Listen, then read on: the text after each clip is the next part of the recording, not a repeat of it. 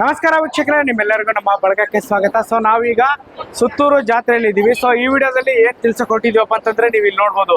ನಾವು ದಿನನಿತ್ಯದಲ್ಲಿ ಯಾವ್ಯಾವ ವಸ್ತುಗಳನ್ನ ಬಳಸ್ತೀವಲ್ಲ ಅವು ಯಾವ್ಯಾವ ರಾಸಾಯನಿಕವಾದದ್ದು ಮತ್ತೆ ಯಾವ್ಯಾವ ನೈಸರ್ಗಿಕವಾದದ್ದು, ಮತ್ತೆ ನಾವು ನೈಸರ್ಗಿಕವಾದ ಉತ್ಪನ್ನಗಳ ಬಳಸೋದ್ರಿಂದ ನಮಗೆ ಏನೇನು ಹೆಲ್ತ್ ಬೆನಿಫಿಟ್ಸ್ ಇದೆ ಅಂತ ಬನ್ನಿ ವಿಡಿಯೋದಲ್ಲಿ ತಿಳಿಸ್ಕೊಡ್ತೀನಿ.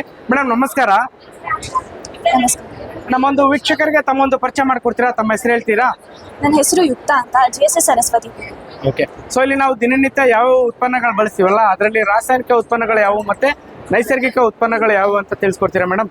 ಸೊ ಇವತ್ತು ನಾವು ಮಾಡ್ತಿರೋ ಮಾಡೆಲ್ ಹೆಸರು ಕೆಮಿಕಲ್ ಅಂಡ್ ನ್ಯಾಚುರಲ್ ಪ್ರಾಡಕ್ಟ್ಸ್ ಅಂತ.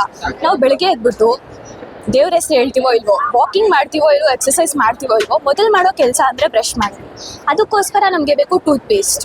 ಅದಾದಮೇಲೆ ಈ ನಡುವೆ ಸೋಪ್ ಯೂಸ್ ಮಾಡ್ತೀವಿ. ಕೈ ತೊಳೆಯೋಕೊಂದು ಸೋಪು, ಮುಖ ತೊಳೆಯೋಕೊಂದು ಸೋಪು, ಬಾಡಿಗೆ ಇನ್ನೊಂದು ಸೋಪು. ಅದಾದಮೇಲೆ ಈಗ ಎಲ್ಲರಿಗೂ ಒಂದು ಪ್ರಾಬ್ಲಮ್ ಇದೆ, ಹೇರ್ ಫಾಲ್, ಹೇರ್ ಥಿನ್ನಿಂಗ್.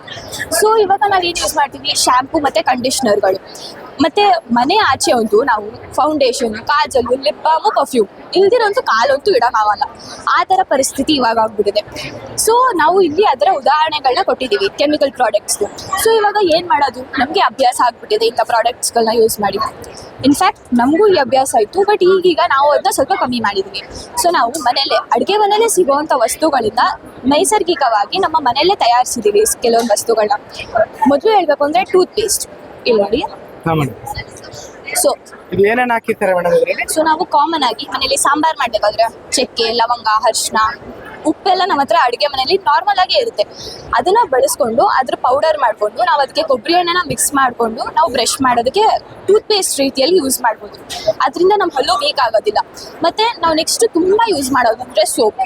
ಅದರಿಂದ ಇವಾಗ ನೋಡಿ, ನಾವು ಇವಾಗೇನೋ ಚೆನ್ನಾಗಿ ಕಾಣ್ತಿದ್ವಿ, ಹೋಗ್ತಾ ಹೋಗ್ತಾ ಹೋಗ್ತಾ ಅದು ನಮ್ಮ ಬಾಡಿಗೆ ತುಂಬ ಎಫೆಕ್ಟ್ ಆಗುತ್ತೆ, ಸ್ಕಿನ್ಗೆ ಎಫೆಕ್ಟ್ ಆಗುತ್ತೆ, ವೀಕ್ ಆಗುತ್ತೆ ಮತ್ತು ಗುಳ್ಳೆ ಬರುತ್ತೆ. ಸೊ ಸೋಪ್ ಮಾಡೋಕ್ಕೆ ಫಸ್ಟು ನಮಗೆ ಸೋಪ್ ಬೇಸ್ ಬೇಕು. ಇದಕ್ಕೆ ಯಾವುದೇ ಥರದ ಕಲರ್ ಅಥವಾ ಫ್ರೇಗ್ರೆನ್ಸ್ ಇರೋದಿಲ್ಲ. ಇದನ್ನು ನಾವು ಆಚೆ ಇಂದ ತಗೋಬೇಕಾಗುತ್ತೆ.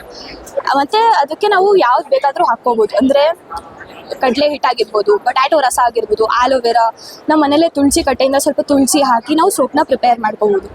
Next lip balm. ಇದನ್ನು ನಾವು ಬೀಟ್ರೂಟಿಂದ ಪ್ರಿಪೇರ್ ಮಾಡಿದ್ದೀವಿ.